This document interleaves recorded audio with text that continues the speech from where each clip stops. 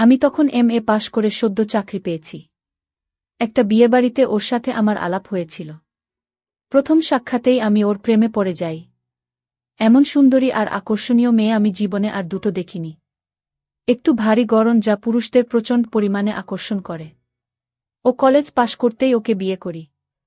হয়তো আরও 2 বছর আমি অপেক্ষা করতে পারতাম। কিন্তু শ্রীপর্ণার রূপ না চাইতেও প্রচুর অবাঞ্ছিত প্রণয়ী জোগাড় করে দিয়েছিল। তাদের মধ্যে 2-3টে বেশ ক্ষমতাশালী প্রেমিক। ফলে আমি আর কোনো ঝুঁকি নিতে পারিনি। বিয়ের আগে আমাকে আমার কয়েকজন বন্ধু অবশ্য শ্রীপর্ণাকে বিয়ে করতে বারণ করেছিল। কারণ হিসেবে জানিয়েছিল যে শ্রীপর্ণা মোটেই ভালো মেয়ে না। আমার পিঠপিছে নানা ছেলের সাথে ওর নাকি সম্পর্ক আছে। আমি নাকি বোকা আর প্রেমে অন্ধ। তাই কিছু বুঝতে পারি না। ওকে সন্দেহ করি না। আমি বন্ধুদের সব কথা হেসে উড়িয়ে দিয়েছিলাম। এটা সত্যি যে শ্রীপর্ণার অনেক ছেলেবন্ধু আছে। কিন্তু কোয়েট কলেজে কোনো মেয়ের না থাকে। ওর ছেলেবন্ধুদের সবাইকে আমি না চিনলেও 4-5 জনকে আমি চিনতাম। আমার মনে হয়নি তারা খুব খারাপ পরিবারের ছেলে। হয়তো একটু বেশি বাচালো। কিন্তু উঠতি বয়সে সবাই অমন বাচাল থাকে। শ্রীপর্ণা ওর বন্ধুদের সাথে সিনেমায় যেত। পার্কে গিয়ে বসত। পুজোর সময় রাত জেগে ঠাকুর দেখত। মাঝে মধ্যে এদিক সেদিক বেড়াতেও যেত। কিন্তু সেই দলে অন্যান্য মেয়েরাও থাকত। আর সবথেকে বড় কথা, যখনই কোথাও যেত শ্রীপর্ণা আমাকে জানিয়ে যেত। এমনকি আমার অনুমতিও নিত। তাই ওকে আমি শুধুমুধু সন্দেহ করতে যাইনি। শ্রীপর্ণা খুব আধুনিক মানসিকতার নারী। ওর পোশাক আশাক চলাফেরা সবকিছুতেই আধুনিকতার ছোঁয়া থাকে। শাড়ি সালোয়ার ছাড়াও ওয়েস্টার্ন আউটফিটস পরে। আমাদের প্রেম করার সময় থেকেই আমি ওর নিয়ে মাঝে মধ্যে। আর বিয়ের পর তো কথাই নেই। টানা 5-5টা বছর ওকে আমি রোজ নিয়ম করে আমার খাওয়ার ফলেই কিনা জানি না শ্রীপর্ণার আরও ভারী হয়ে পড়ে। ওর ফুটবলের মতো বড়বড় বিশাল বিশাল আকার ধারণ করে। ওরটাও খুব ভারী আর বিরাট হয়ে যায়। আগের থেকে অনেক বেশি চর্বি জমাট বাঁধে। তবে হ্যাঁ, ওর সারা শরীর আগের মতনই থেকে যায়। আগের থেকেও বেশি নরম হয়ে ওঠে। আর একটা জিনিস হল, পুরুষমহলে শ্রীপর্ণার চড়া চাহিদা কখনো পড়ে না। উল্টে বেড়ে যায়। ওর সাথে বেরোলেই বোঝা যায় পথেঘাটে ছেলেবুড়ো সবার দৃষ্টি শ্রীপর্ণার দিকে। আমার জীবন খুব ভালো কাটছিল। কিন্তু রিসেশন হবার পর আমি পড়লাম বিপদে। আমার চাকরি গেল না, তবে প্যাকাট হল। অফিস থেকে আমাকে অর্ধেক মাইনেতে কাজ করতে বলা হলো। তাতে না পোষালে অন্য কোথাও দেখতে বলা হলো। আমি প্রথম 1-2 মাস অন্য জায়গায় কাজ জোটানোর চেষ্টা করলাম। কিন্তু ভাগ্য বিরূপ থাকলে যা হয় জুটল না। শেষমেশ অর্ধেক মাইনেতেই কাজ করতে রাজি হয়ে গেলাম। এতে হলো কি, সংসারে টানাটানি পড়ে গেল। শ্রীপর্ণা চিরকাল একটু মুক্তহস্ত। পয়সায় টান পড়তে পুরো ক্ষেপে উঠল। আমাকে জানালো এত কম টাকায় সংসার চালানো সম্ভব নয়। তাই ও চাকরি করতে চায়। আমি খুব একটা রাজি ছিলাম না। কিন্তু শ্রীপর্ণাকে কোনোদিন কোনো কিছু করতে বারণ করিনি।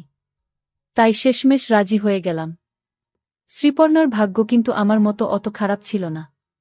ও প্রথম দিনেই একটা মোটামুটি চাকরি জুটিয়ে ফেলল।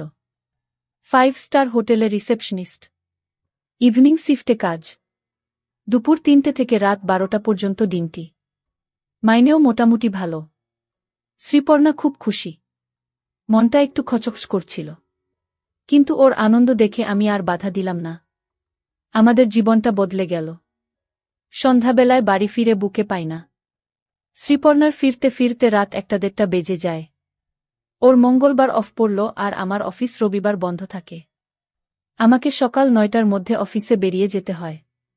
আর ও বাড়ি থেকে বের হয় দুপুর 1:30। একে অপরের সাথে কথা বলার সুযোগ খুব কমে গেল। 2 সপ্তাহ পরে আমি একবার ওকে চাকরি ছাড়ার জন্য বললাম। কিন্তু ও প্রায় খেকিয়ে উঠল। আমাকে জানিয়ে দিল আমার মাইনে এত কমে গেছে যে সেই টাকায় সংসার চালানো যায় না। তাই বাড়তি 2 পয়সা রোজগার করার জন্য ও সারা সন্ধে খেটে মরছে, শুধু যাতে আমাদের সংসারটা সচ্ছল থাকে। এখন আমি যদি ওকে সমর্থন না করে বাধা দিই, তাহলে ওকে অভাবের তাড়নায় পাগল হয়ে যেতে হয়। আমি আর কথা বাড়ালাম না। চুপ করে ওর সমস্ত কথা মেনে নিলাম। এইভাবে 1 মাস কাটল। তারপর এক শনিবার রাতে আমার মোবাইলে শ্রীপর্ণা SMS করল যে সেদিন ওর ফিরতে একটু বেশি রাত হবে। ওর OT আছে। আমি যেন ওর জন্য অপেক্ষা না করে খেয়ে শুয়ে পড়ি। আমি ওকে কল করে কেন ওটি করতে হবে জানব তারও উপায় নেই। হোটেলে ওদের মোবাইল অফ করে রাতে হয়। আমি আর কি করব? ডিনার সেরে বিছানায় গিয়ে শুলাম। কিন্তু ঘুম এলো না। বাড়ির বউ বাড়ি না ফিরে এলে কার চোখেই বা ঘুম আসে? সেদিন ঘড়ি যেন একটু বেশি আস্তে চলছিল। সময় যেন কাটছিলই না। রাত 2টো গেল, 2:30 গেল, এবং শেষমেশ যখন 3টে পেরোল, তখন আমি শ্রীপর্ণাকে মোবাইলে ধরার চেষ্টা করলাম। কিন্তু সুইচ অফ পেলাম। বুঝলাম তখনও ওকে ডিউটি করতে হচ্ছে। আমি বিছানায় শুয়ে ছটফট করতে লাগলাম। আর ঘন ঘন ওর মোবাইলে চেষ্টা করতে লাগলাম। অবশেষে 4টের সময় ওর মোবাইলের রিং বাজল। কিন্তু ও তুলল না। আমি আবার চেষ্টা করলাম। রিং বাজল। কিন্তু আবার ও তুলল না। আমি আরও 10-12 বার চেষ্টা করলাম। প্রতিবারই রিং বাজল, কিন্তু ও তুলল না। আমার টেনশন আরও বেড়ে গেল। কি করব ভাবছি, এমন সময় আমার মোবাইলে ওর মেসেজ এলো।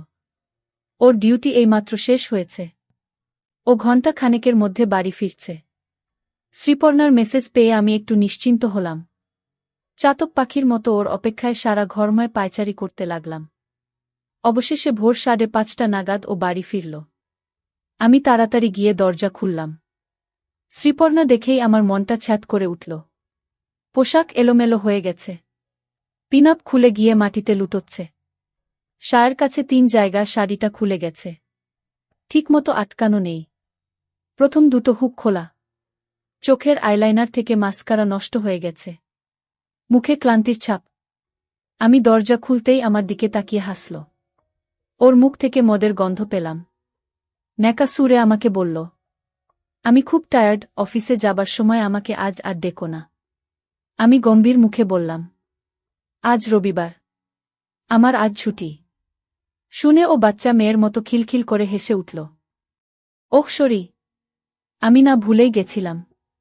সরো তো এবার। কি দরজা আটকে রয়েছ? আমার খুব ঘুম পাচ্ছে। আমি শুতে যাই। আমি সরে দাঁড়াতে ও টলতে টলতে ঢুকে সোজা বেডরুমে চলে গেল। আমি দরজা বন্ধ করে ফিরে এসে দেখি ও জামাকাপড় না ছেড়েই শুয়ে পড়েছে। আমি ওকে পোশাক ছাড়ার জন্য ডাকলাম। কিন্তু ও এর মধ্যেই ঘুমিয়ে পড়েছে আর সাড়া দিল না। আমি চুপচাপ ওর পাশে গিয়ে শুয়ে পড়লাম। আর ঘুম এলো না। উঠে পড়লাম। সারা সকাল আমি মনে চাপা অস্বস্তি নিয়ে কাটালাম। শ্রীপর্ণা বেলা 12:30 নাগাদ ঘুম থেকে উঠল। আমি ওকে কিছু প্রশ্ন করার আগেই ও জানালো যে গতকাল ওদের হোটেলে একটা পার্টি ছিল। পার্টি অনেক রাত পর্যন্ত চলেছিল। তাই ওকে ওভারটাইম করতে হয়েছে। এরকম পার্টি মাঝে মধ্যে হয়। তখন সব স্টাফেদেরই ওটি করতে হয়। আমি জিজ্ঞাসা করলাম যে ওকে মদ খেয়েছিল কেন। উত্তরে ও আমাকে ওল্ড ফ্যাশন বলে ঠাট্টা করল। আর বলল এসব পার্টিতে মদ খুব সাধারণ ব্যাপার। এবং গেস্টদের মন রাখতে স্টাফেদেরও একটু আধটু মদ খেতে হয়। আমি যখন ওর পোশাক নিয়ে প্রশ্ন তুললাম, তখন ও ক্ষেপে গেল। বলল যে আমি খুব সংকীর্ণ মনের মানুষ। সারা রাত পার্টিতে খেটে খেটে ওর ড্রেস নষ্ট হয়ে গিয়েছিল। কিন্তু আমি তো সেসব বুঝতে চাইব না। আমার ধান্দা শুধু বুকে সন্দেহের চোখে দেখা। শ্রীপর্ণার মুখঝামটা খেয়ে আমি চুপ করে গেলাম। তারপর ও দুপুর 2টো নাগাদ ডিউটিতে চলে গেল। এভাবে আরও 2 মাস কাটল। আমি সকালবেলায় অফিস চলে যাই আর শ্রীপর্ণা দুপুরে বেরো। আমি সন্ধে নাগাদ বাড়ি ফিরে আসি। আর শ্রীপর্ণার ফিরতে ফিরতে রাত 2টো হয়। ওদের হোটেলে যখন পার্টি থাকে, তখন ও ফিরতে আরও দেরি করে। ভোর 5টা-6টা বেজে যায়। প্রতিবারই ও মদ খেয়ে ফেরে। মাঝে মধ্যেই মাত্রা বেশি হয়ে যায়। ফেরার সময় ওর পোশাক আশাকও ঠিক থাকে না। কিছুদিন যাবত ওর ড্রেসিং সেন্সেও পরিবর্তন এসেছে। আজকাল ও বেশ খানিকটা খোলামেলা জামাকাপড় পরে হোটেলে যায়। মাঝে সাঝেই ছোট ছোট দেখানো ওয়েস্টার্ন আউটফিটস পরে। আমি কিছু বলতে গেলে আমাকে সেকেলে বলে দাবড়ে চুপ করিয়ে দেয়া। আমি আর কি করব? বইয়ের মুখঝামটা খেয়ে চুপ করে যাই। পাড়া প্রতিবেশীতে নানা লোকে নানা কথা বলে। কিছু কানে আসে। কিন্তু কিছু করার নেই। বুকে কিছু বলতে পারি না। বাধা দিতে গেলে প্রচণ্ড ঝগড়া হয় আর আমি খুব একটা ভালো ঝগড়া করতে পারি না। তাই সবকিছু মেনে নিই। বুঝতে পারি ভুল করছি। কিন্তু কিছু করে উঠতে পারি না। মাঝে মাঝে নিজেকে ভীষণ অসহায় মনে হয়, এভাবেই চলছিল। একদিন শ্রীপর্ণা আমাকে বলল যে ওদের হোটেল সেই মাসে খুব ভালো ব্যবসা করেছে বলে স্টাফেদের পার্টি দিচ্ছে। স্টাফেদের বর আর বুয়েরাও নিমন্ত্রিত। আমি যদি চাই তাহলে পার্টি অ্যাটেন্ড করতে পারি। রবিবারে পার্টি। শ্রীপর্ণা আগেই দুপুরে হোটেলে ডিউটি দিতে চলে যাবে। আমাকে পরে সন্ধ্যা 9টা নাগাদ যেতে হবে। আমার খুব একটা ইচ্ছা ছিল না, তাও পার্টিতে যেতে রাজি হয়ে গেলাম। কথামতো রবিবার শ্রীপর্ণা সেজেগুজে দুপুর 2টোর সময় হোটেলে বেরিয়ে গেল। স্টাফেদের পার্টি, তাই অন্যদিনের থেকে একটু অন্য ধরনের সাজল। একটা পাতলা ছোট মিনি স্কার্ট পরল। পাতলা কাপড় দিয়ে ওর বোঝা যাচ্ছিল। মুখে ভালো করে মেকআপ ঘষল। পায়ে হাই হিলস পরল। ওর ভারী ছোট্ট খোলামেলা পোশাকটা দিয়ে বেরিয়ে আসতে লাগল। আমি কিছু বলতে চাইছিলাম, কিন্তু মুখ খোলার সাহস হল না। জানি ও আমার বারণ শুনবে না, উল্টে আরও বেশি কোনো ড্রেস টেনে বের করে পরে চলে যাবে। আমার যেতে যেতে দেরি হয়ে গেল। রাস্তায় জ্যাম ছিল। শ্রীপর্ণাদের হোটেলে যখন পৌঁছলাম তখন ঘড়িতে 9:30 বাজে। রিসেপশনে কেউ নেই, শুধু মেন গেটে একটা দারোয়ান দাঁড়িয়ে ছিল। আমি নিজের পরিচয় দিতে জানালো পার্টি দোতলায় ব্যাংকুয়েটে চলছে। আমি লিফটে করে দোতলায় উঠলাম। ব্যাংকুয়েটে গিয়ে দেখলাম পার্টি বেশ জোরকদমে চলছে। জনসাধারণ সবাই অল্পবিস্তর ড্রাঙ্ক, কেউ কেউ তো মদ খেয়ে চুর হয়ে গেছে। ব্যাংকুয়েটের ডান পাশ করে একটা নাচার জায়গা তৈরি করা হয়েছে। অনেক মেয়েপুরুষ সেখানে। বেশিরভাগই মনে হলো অন্যের বুবরের সাথে নাচছে। আমার বউকে কোথাও খুঁজে পেলাম না, কাউকে চিনি না। তাই ইতস্তত করে এরোর কাছ থেকে শ্রীপর্ণার খোঁজ নিতে লাগলাম। কেউ ঠিক করে কিছু বলতে পারল না। শুধু এক মদ খেয়ে চুর মেয়ে বলল, দেখুন ও হয়তবা হোটেলের কোন ঘরে গিয়ে কাকে দিয়ে। মেয়েটার কথা শুনে আমি হকচকিয়ে গেলাম। মনটাও ধরাস করে উঠল। যত রাজ্যের কুচিন্তা মনের ভিতর এসে বাসা বাঁধল। আমি আর দেরি না করে আরও ভালো করে বউয়ের খবর নিতে শুরু করলাম। কিন্তু আর কেউ কিছু বলতে পারল না। আমি আর কি করব? ব্যাংকুয়েটের এক কোণে চুপ করে দাঁড়িয়ে আমি বউয়ের অপেক্ষা করতে লাগলাম। আর উল্টোপাল্টা ভাবতে লাগলাম। প্রায় আধ ঘণ্টা বাদে পিছন দিকের দরজা দিয়ে শ্রীপর্ণাকে ব্যাংকুয়েটে ঢুকতে দেখলাম। ওর ঠিক পিছন পিছন একটা মাঝবয়সী লোক ঢুকলেন। লোকটার মুখে চওড়া হাসি, যেন দিগ্বিজয় করে এসেছেন। ঢুকেই শ্রীপর্ণা সোজা বারের দিকে এগিয়ে গেল। আমিও বারের দিকে পা বাড়ালাম। ভিড় কাটিয়ে ওর হাত 20 দূরত্বে গিয়ে দেখি বারের টেবিলে ঠেস দিয়ে শ্রীপর্ণা একটা বছর 30-এর ছেলের সাথে ঘনিষ্ঠভাবে হেসে হেসে গল্প করছে। ছেলেটার একটা হাত শ্রীপর্ণা কিছু বলছে না, উল্টে উপভোগ করছে। দুজনের হাতেই মদের গ্লাস। আমি সোজা গিয়ে শ্রীপর্ণার সামনে দাঁড়ালাম। আমাকে দেখে শ্রীপর্ণা হাসল। ওর মুখ থেকে ভকভক করে মদের গন্ধ বেরোল। এই যে তুমি এসে গেছ, আলাপ করিয়ে দি। এ হলো আমার কলিগ বিজয় আর এটা আমার হাসব্যান্ড। বিজয় আমাকে হাই জানালো। আমি উত্তর দিলাম না। জানো বিজয়টা না খুব পাজি, খালি অসভ্যতা করে। সুযোগ পেলেই হাত দেয়। তুমি একটু ওকে বকে দাও তো। শ্রীপর্ণা, তুমি এত শুধু আমি কেন যে কেউ তোমার হাত দিতে চাইবে? যা, কি যে বলো। আমি আবার কোথায় আগুন?